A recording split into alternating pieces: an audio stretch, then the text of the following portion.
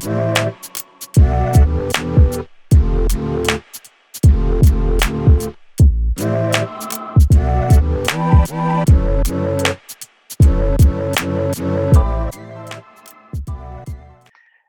back, everyone, to another episode of Profiles in Risk. I am your host, Nick Lamparelli. Very pleased to have my guest today. We're going to be talking about productivity and software tools. Yanira Borges, how did I do? Yes, awesome. Yanira is the CEO and founder of SideKick.Tools. SideKick.Tools is a team-run process created by frontline team members to move the weight of training, efficiency, and accountability from the owner down to the team. Yanira, good afternoon. Good afternoon. Thank you so much for having me here, Nick. It's an honor. I'm a total insurance nerd, and so dream come true. Thank you so much. I appreciate it. Mm-hmm. I think we should just get it out of the way and see who can talk with their hands more, you or me. Let's get this on LinkedIn. Yeah. So for those that are listening, in our pre-conversation, Yanira is a New Yorker. I'm a Bostonian. She was worried that she would be talking too fast and using her hands, but little did she know that I'm Italian, and this is how I communicate. So for those that are watching on YouTube, here are my little pistol fingers, and let's go. Animated. I think we're going to be able to take a 45-minute podcast, and because of our speed, we could probably shrink it down to 5 minutes. Set the record? Let's do it. Okay. So those listening on iTunes or whatever, you don't even have to hit it at the 2x button. This can be normal speed, and it's going to sound fast. So Yanira, thank you so much. I always start every conversation by allowing the guests to talk about themselves. SideKick.Tools, in your own words, go. Yeah, SideKick.Tools is an innovative solution. So right off the bat, don't try and categorize it, if you will. Just bear with me. It's a solution that revolves around peer-to-peer interaction. And that's really the biggest differentiator. We're using peer pressure to our advantage, if you will. So we developed a process called the check-ins, right? As one of the tools that Sidekick makes. It's the check-ins that are making, the check-ins is what's making a huge difference at insurance agencies, which is where the process was built. So having been in an insurance agency office working for over 10 years, starting agencies in different demographics, New York, Texas, it's a bear to run an agency. Yeah. And after having done it for so long, my partner and I thought we were just broken, right? There was something must be wrong with us. And it turns out there was nothing wrong with us, right? There's something wrong with us, but that the problem is universal, right? We started getting really geeky about it. And anyway, we've talked to other insurance agents who agreed that there's just so much happening and it's hard to keep up with it all. So the Sidekick check-ins are intended to act as a net under all these moving parts to help teams get shit done. Yeah. I like the transitioning the all of these aspects, training, efficiency, accountability, from the owner, because I've worked for an agency, but I have lots of listeners who are agency owners, lots of friends who are agency owners, and I think one of the pitfalls they fall into is taking on work that really should be delegated, right? Yep. Certificates of insurance, even aspects of account management, could be delegated. Can you talk about the start of it? Can you talk about the seed of, where you've realized this is a big problem, and I think I know how to solve it? Walk us through that genesis. Okay, so anybody who's worked in an insurance agency has had, hopefully they've never experienced this, but I've heard other people saying, yes, it's like the kiss of death. You get a call, someone has a claim, there's no coverage for the thing that they're calling to claim. But they did intend for it to be covered, but the agency dropped the ball. Some document didn't get submitted in time. They didn't respond to an underwriter, never existed, never happened. And now what do you do, right? There's a huge disappointment. There's a huge letdown emotionally, financially. It's super disruptive. And so that had happened in our agency more than once. And the last time it happened was sort of like a flip the table moment. We can't keep doing this.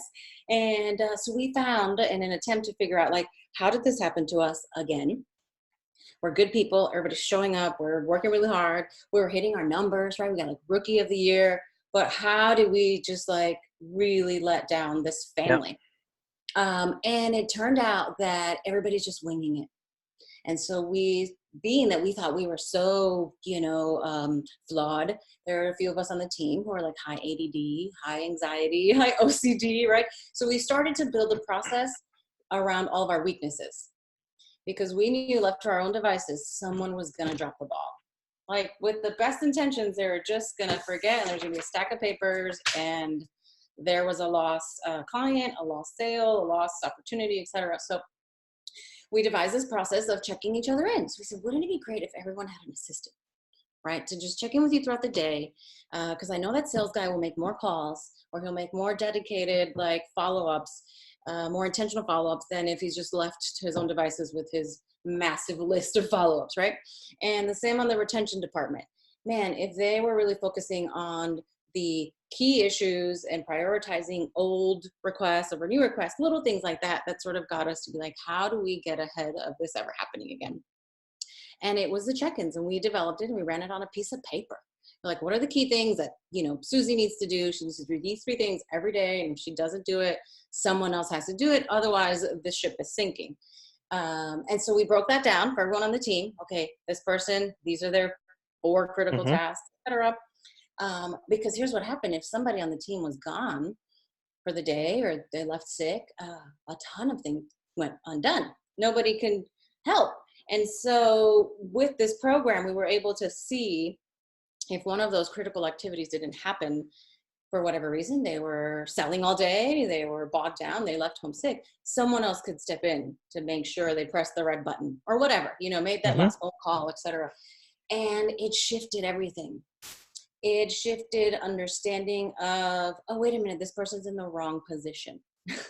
Once you narrowed it down to like the key things, and then we started tracking different things, right? Insurance agencies are notorious for tracking their sales, their quotes, pivots, their blah.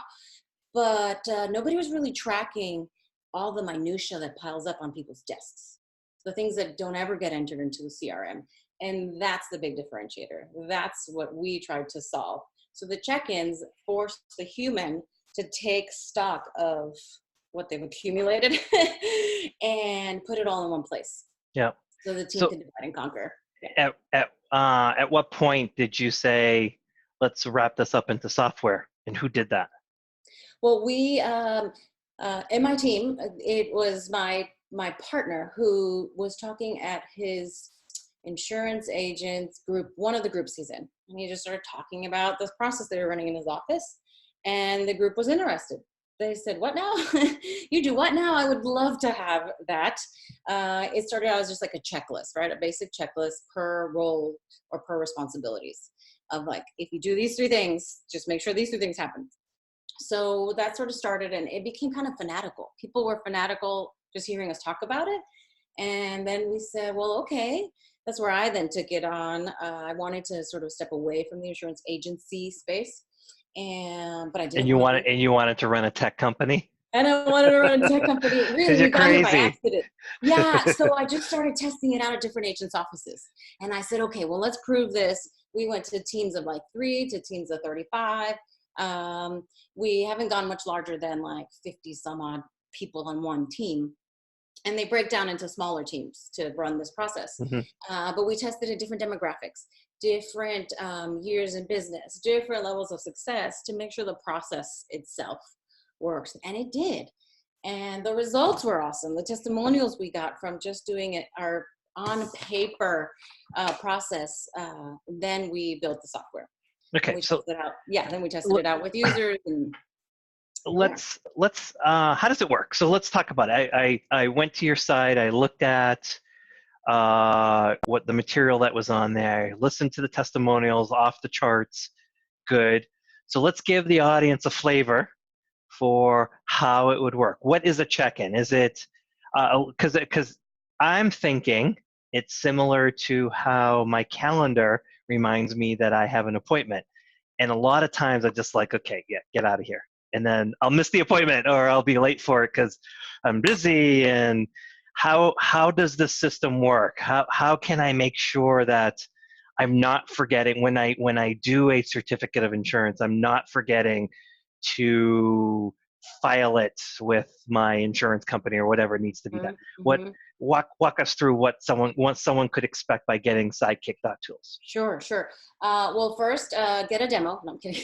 Yeah, we'll get a demo. We'll put that in the Yeah, show yeah. notes. Yeah, No, no, anyone no. can get a demo. To really see it, but as most startup companies are struggling with their marketing materials, right? So, uh, what happens is a team starts out by filling out a questionnaire to personalize Sidekick to the team, the people in place, and who does what, and how frequently they want things to be happening. So we try to meet the agencies now knowing there's so many different team dynamics and so many different goals that they're motivated by. Mm-hmm. We make it very customizable. So they go through a series of questions based on different categories of the business.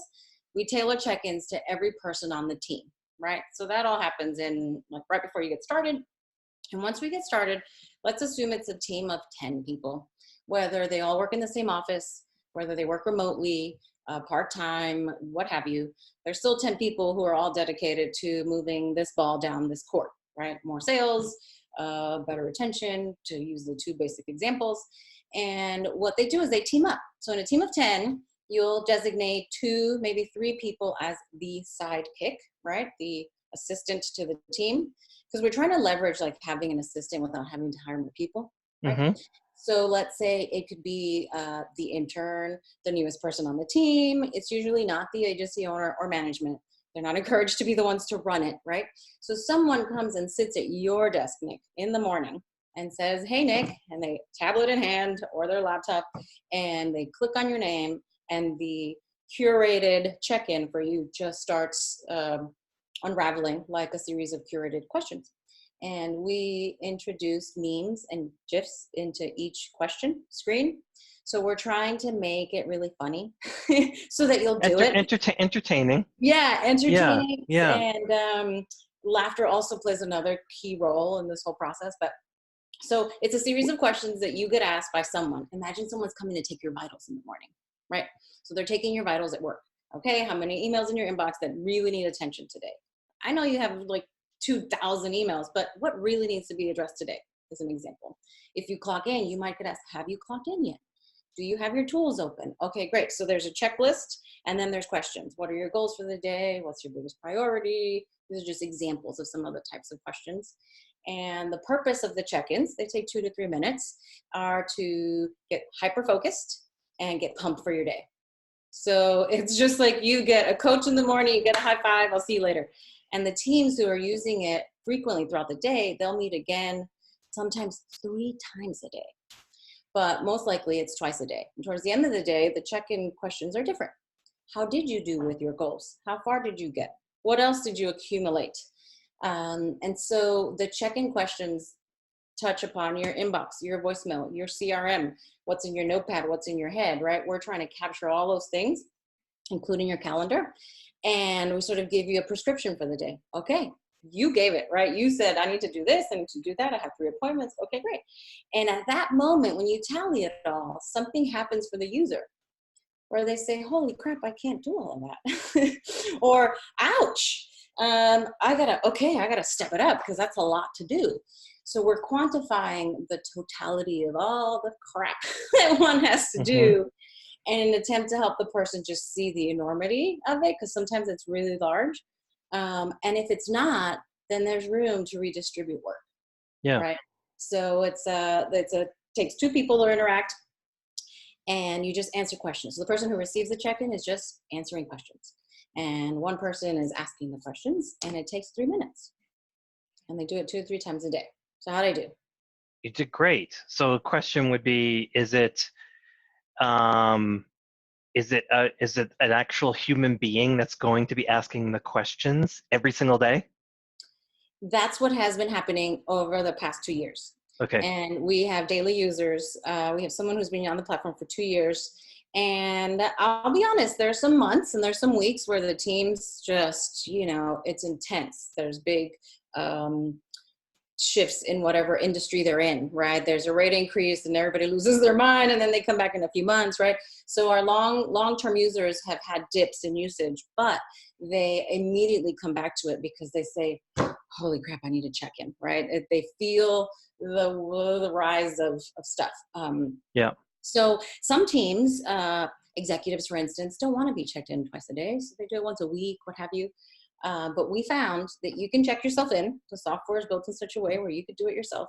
But just like you said, Nick, you can just ignore it. You can just skip it.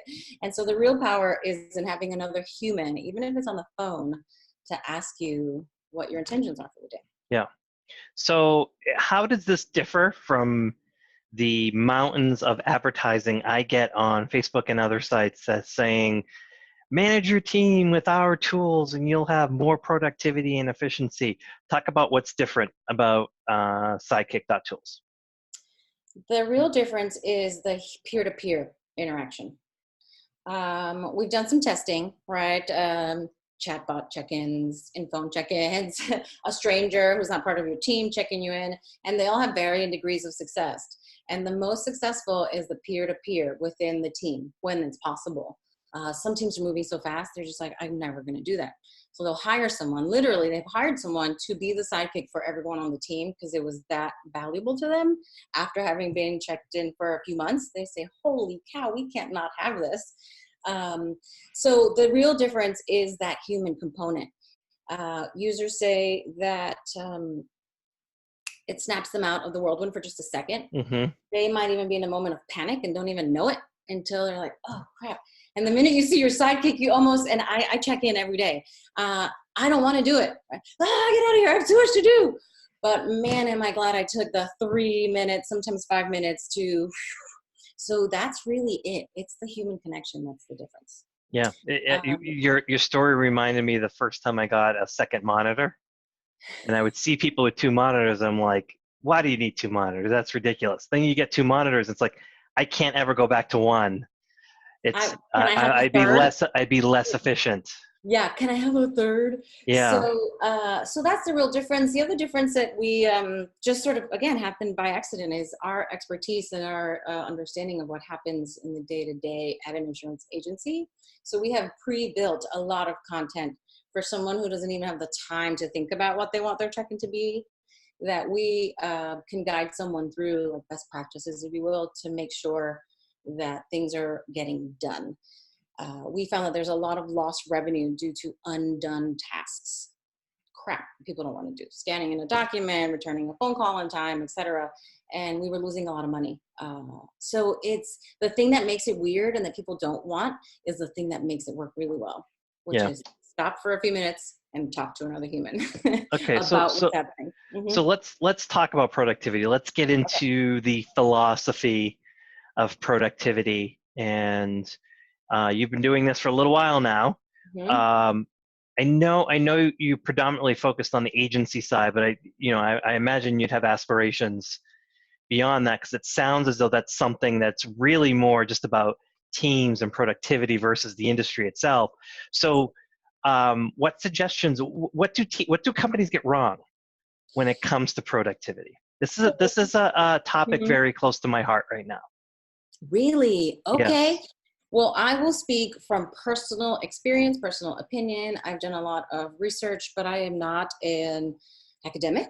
I do not have, that's a good thing. Yeah. It's just real observations. Anyway. So what I think people are getting wrong with productivity is that we're forgetting that the people who are part of the organization are human and they're messy. Right? And so we're not being honest. We're not being honest about our weaknesses, right? So the culture is not built around honesty. It's built around the shiny object. It's built around, their name in lights or what have you. And it's like enabling some bad behaviors out of, fear, right? Fear-based thinking, fear-based decision-making is my gut answer to what people are getting wrong. And one thing that shifted for us and that this process does for teams is to really say, you know what, I am kind of ADD or really ADD. I have a hard time doing XYZ. This task is the worst for me. And someone else in the room says, I love that. Give it to me, right? But what we found is a lot of the teams we go into, there's a lot of pride and I can handle it. And that lack of honesty is really hurting people's productivity. I think people are being forced to do things that are not best fit for their brain. So we got really big into getting everybody's personality tested. We tried so many different tests to make sure people were really doing the right things. And so I guess my answer is we're not looking at the people as the full messy version of themselves. It's just what we want them to be. It's like you can keep trying that, but if someone is on the autism spectrum, like certain things are not going to happen. They're not going to communicate properly. Yeah. What have you. So that's one of them. You want some more? Yeah. Keep coming. Okay. I'm almost thinking we're going to title this "People in an Organization Are Human and They're Messy."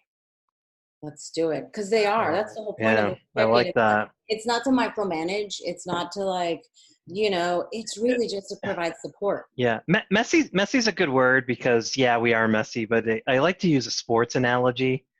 You don't want your quarterback of your football team to punt, even if he can. He probably can't, but you don't want him to do that. You want to put people in a position to succeed. Yeah. And by not taking into account their messiness, their their proclivities, their what they enjoy doing, how they enjoy or how they receive feedback. If you don't take those things into consideration, then you're setting them up to fail.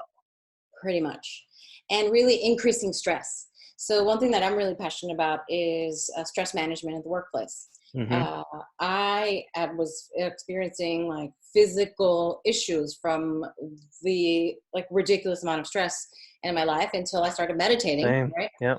So honestly, we now meditate as a team before we have big meetings because we just get crazy. If we don't, we'll start fighting 5 minutes into the meeting. So, because we know now that helps everybody just sort of cool their jets before we get started. But to answer a few more reasons, a few more things that I think we're doing wrong. Yes, please. Is along with the not looking at people's differences, unique strengths and weaknesses, is that oftentimes there aren't very clear expectations. Right? So maybe there's a job title somewhere, maybe there's a job description, and here's your goals, right? But there's a lot of room for what am I doing here? Who do I? So then people are going off of a lot of assumptions, and that's a hot mess, right? So that's a big one. There's lots of expectations that are not clearly defined, and then people get mad because you didn't do the thing, and you're like, well, I didn't know that was a thing that I misunderstood. So there's so much room for misunderstanding and misinterpretation of what was intended. I've seen it so often. And it goes, I mean, it's again, the human condition. It's very easy to do. And bad habits get rewarded a lot. This is my personal opinion. Bad habits get rewarded. This ties into the culture. Again, with good intentions, it's easier to hide behind certain mechanisms, behind certain behaviors, and all this technology. So, what doesn't get seen doesn't get addressed. So we just keep not addressing it. That's a bad habit that gets rewarded. It's like, ooh, nobody talked to me about that thing. Okay. And then sometimes, this is just a big one, the sales and retention teams or service teams or whatever, they have like this animosity. They don't understand each other. And they're like, that sales guy, he's the worst. And he had his name in lights, but he's, writing all this crap. And then I have to pick up the slack and I have to do so much work and I never get any praise because I didn't sell it. And so then they're rewarding the bad behavior of, like not completing paperwork properly. And so that's the other one, that bad behaviors get rewarded really easily because we're messy. Yeah, your last answer brought something up about, not getting the feedback, right? Like I didn't know I wasn't supposed to do that or whatever. That's also something that's, I think, a huge problem in every industry is the annual review. And again, I go back to sports. You don't wait till the end of the year to tell your shortstop, you need to put your glove lower to the ground. they get instant feedback a lot. In Instant. today's game, they go into the clubhouse and they're watching video on their swing to see, oh, I'm a millimeter off or whatever. The more Instant feedback. instant feedback. And with your analogy of the sports, no professional athlete operates alone. So coaching, that's my next question. Yeah, I know coaching, but yes, or whatever, whatever that is, talk about that and the importance. I'm almost thinking that regardless of industry, regardless of job, regardless of company, there needs to be a coach. yes, The coach can do other things, but there has to be someone that's providing feedback on everything. pretty much. And what we found is that that's not happening as regularly as organizations even want to. So some organizations are not even thinking about it, and the ones that are plan for it and aspire and don't. Right? They do it for a quarter and then they stop. Right? Yep. So we saw that a lot. It's not that everybody sucks at this, right? It's really hard to maintain it consistently. No, they do suck at it. A But lot of them do. Yeah. I mean, it's like I can't sugarcoat it, because even companies that I've worked for that have said, okay, we're going to do this and we're going to force everybody to do it, and it's going to be mandatory. It becomes this online exercise that I can game, and then I'm talking to the person I report to. I remember I worked for one company. They hired me as the insurance expert. So I came in, and during my annual review, they're like, well, everybody can learn more insurance. And so like my feedback was I needed to go learn more insurance. And I was just like, that's not a good review. That's not good feedback for me. Like that doesn't mean anything. And it was like after 1 year, and it's even companies that have formulaic approaches, and it's mandatory. They force everybody to go through. Almost every single company I've been with that has done that, it's drudgery. Like everyone's like, oh, that time of the year, oh. I mean, we got to be able to change that. We can. SideKick.Tools? We can. Heck yeah, man. SideKick.Tools. Well, the truth is we ran the process on paper, right? So you can start today. It's easier to have a platform to help organize it. But the truth is, I believe it begins with whoever's the decision maker, right? Having an honest moment and allotting the mental capacity, the mental space to say, okay, we need to maybe shift expectations for like this output, because anything that is really going to work requires time, requires intention, right? Requires some resources. And there is a great, oh my gosh, John Cotter and this change, leading change. And he's had this whole behavioral change philosophy. And it's a whole thing. But behavioral change requires a certain steps. And without that, you're just destined for it to not work. Yeah. So that's another thing. Part of it is getting buy-in, right? So when you make something mandatory, you're not getting buy-in from the troops. And then all of a sudden, people's walls go up. Again, it's just not understanding how humans work. So you tell me I have to do something, I instantly don't want to do it. You're not the boss of me. Don't tell me what to do, even if you are my boss. But when there's a specific buy-in process, or when people are being more transparent, we have seen that teams do better at adapting. So having a designated coach is a big part of the behavioral change process that he talks about. Is you need a coalition. So it's sort of like having the coach whose job is to do that. But you need to build a coalition with someone who's going to like care about this when you can't, right? Because the business owner and the people at the top can't be everywhere. It's not possible. And so that was our goal, was to say, as the business owner, I know if I did these 5 things every day with everyone on my team, woo, and I'm like, well, that would be it. I would do nothing else. I'd have to clone myself. I, again, have to get an assistant. So our theory was, they're really great, and I know that they want to do a good job, and they see me struggling, and they don't even know how to help me sometimes. Like my team would come to me and be like, well, and again, be like, oh, I'm the only one who, knows enough to do this. And like, Well, that's crap. That's the thing I see, is that people get beholden to 1 or 2 people on the team who are the only ones who can do something or know how to do something. And so there's underutilized resources on every team. And we're trying to make it easy for someone who maybe isn't even licensed, right, to do unlicensed, like work that doesn't require that, or to support people in a different way. Yeah, we agree. So yes, I saw on your website the word habit. How important is that? Making these things habits.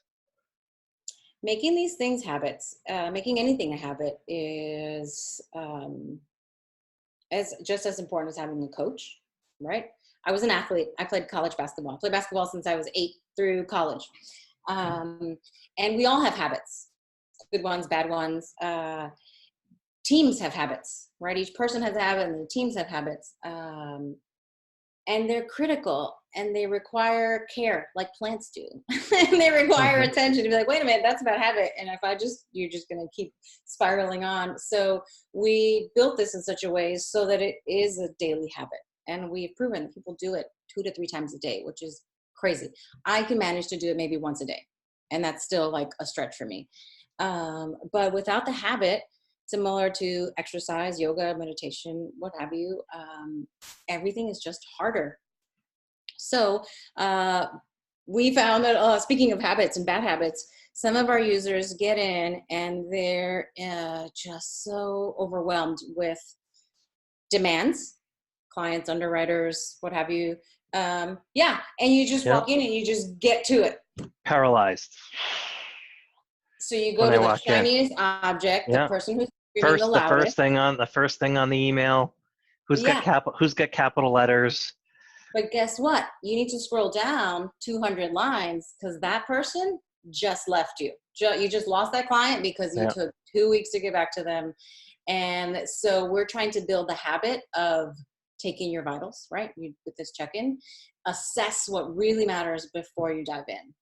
And if you could do that, what we see is after a person does that certain number of times consecutively, and because they're not being left to their own devices, somebody else is coming to like sort of force you politely to do that. Shit gets done. And the needle starts to move, so then teams are able to check themselves in, even if they don't have the tool, they don't have the app, because they've built in the habit. So we have some crazy number, like 700 types of questions that you can get throughout your check-in experience. And we start out with very few your first week, because we just want it to be really easy and really light. You're like, oh, sounds great.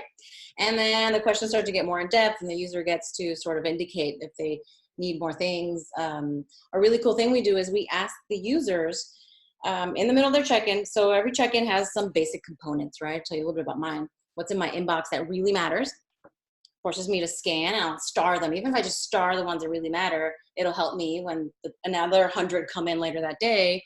And I can't get to them all, but the person who's checking me in makes a list of those in the app. Right, so I might rattle off, I've got 3 things I have to do today. And she'll write down like Mr. Ramirez, Ms. Smith, and call the bank, whatever. So someone else knows what is on my plate. And what I've just said is really important. That right there, just like, oh crap, someone else has inventory on me. I got to keep up because I don't want to look bad to my team.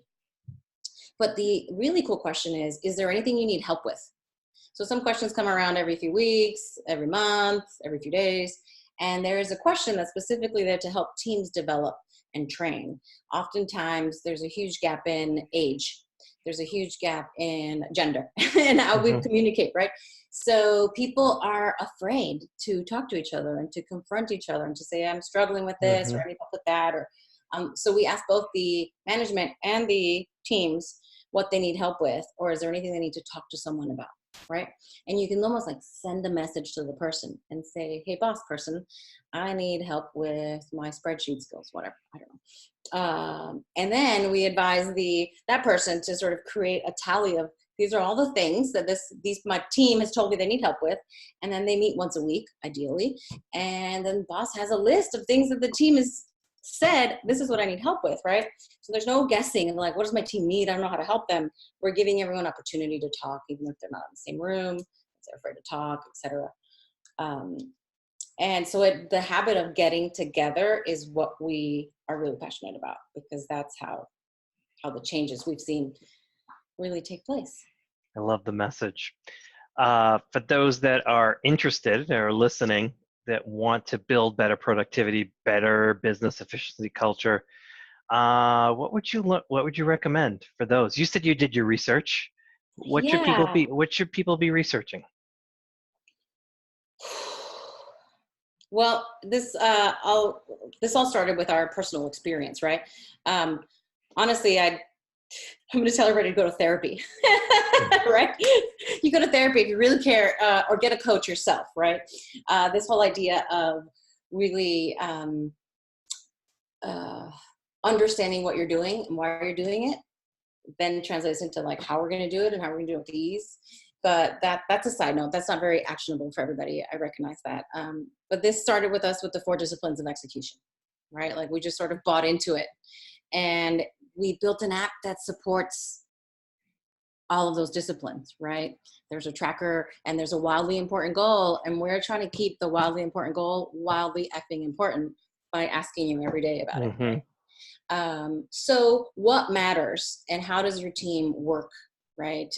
If you're able to have that emotional intelligence, that's great. And if you don't, turn to your team to really see what they need, what they want, or find someone on the team who is maybe a little bit more adept at that.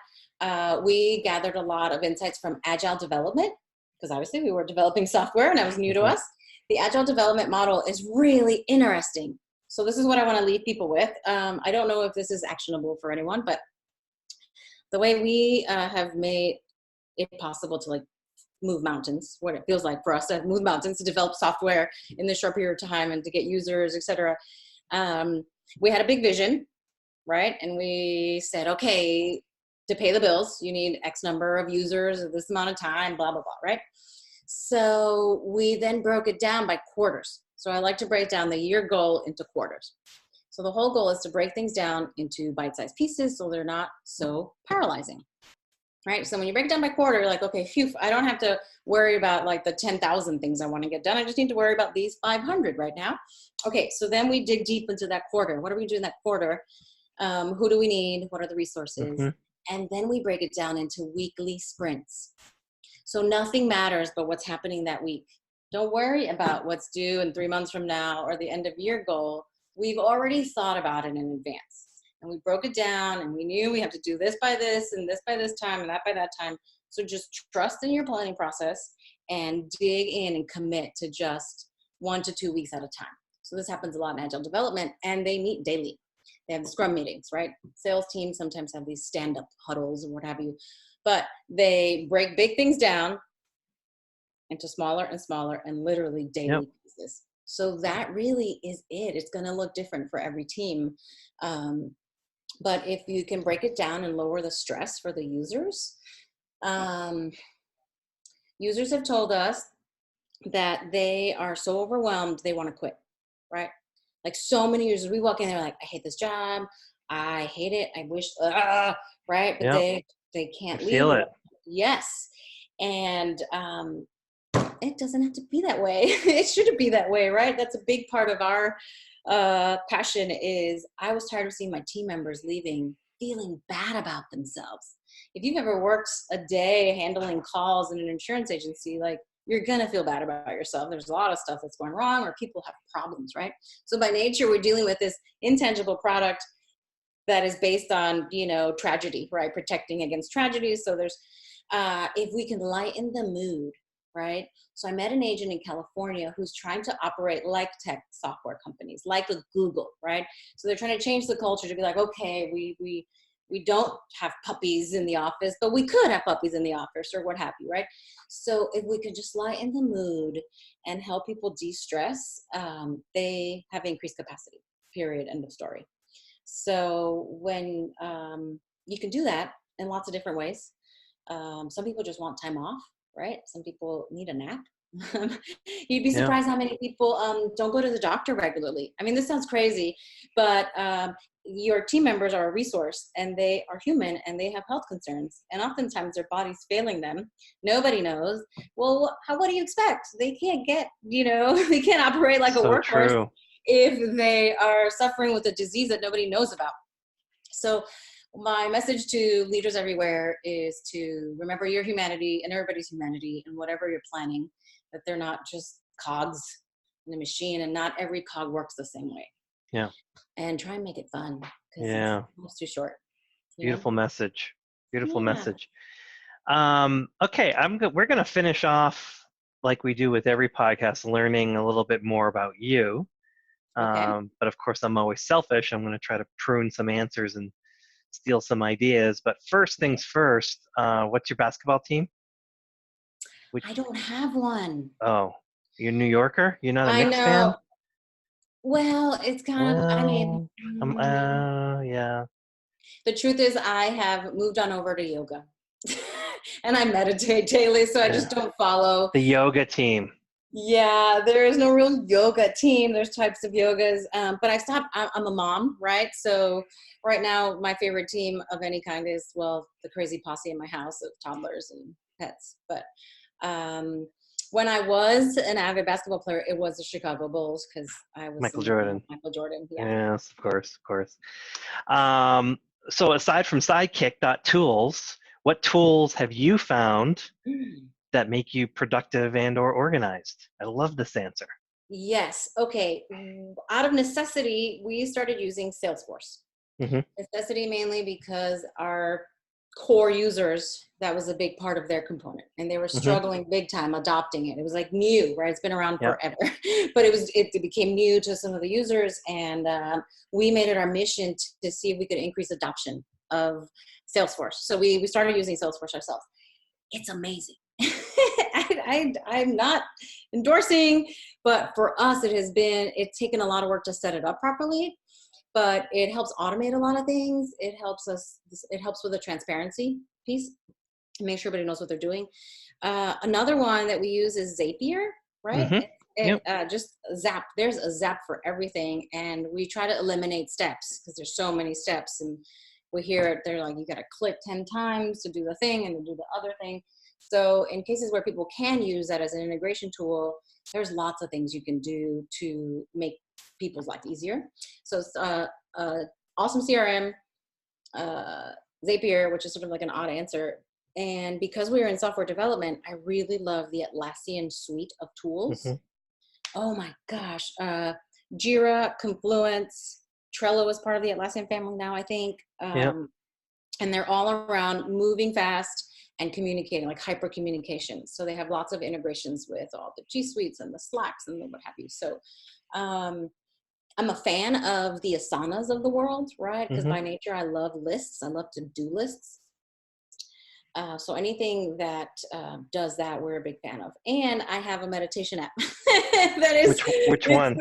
I have a few. There's one that's called 10% Happier, and it's for fidgety skeptics, right? So it's the least new agey, but the 10% Happier has a really neat approach, and so does Headspace.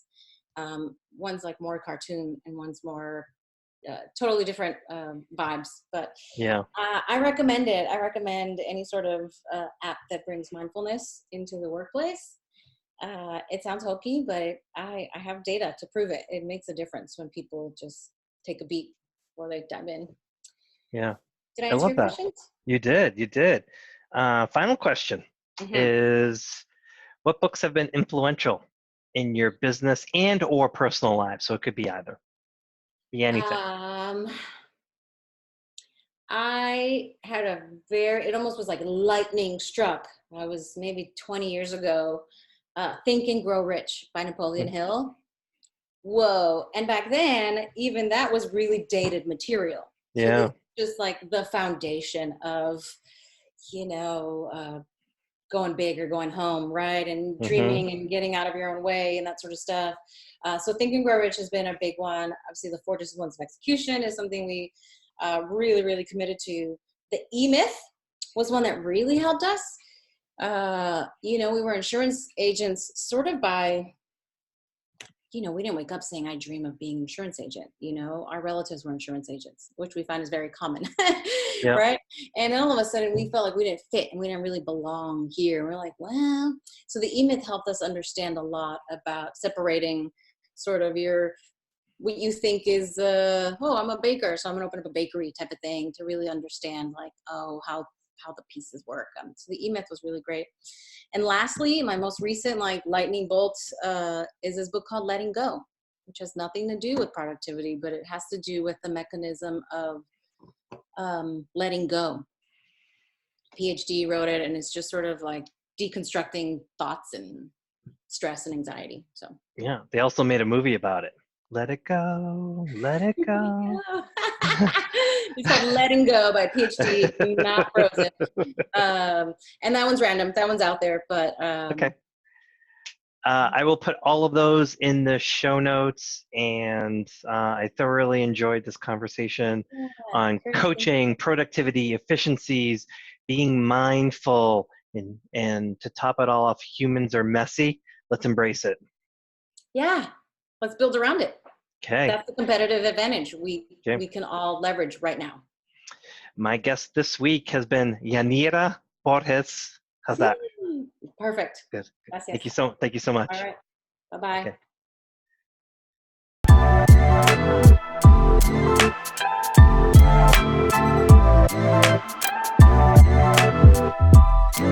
Okay.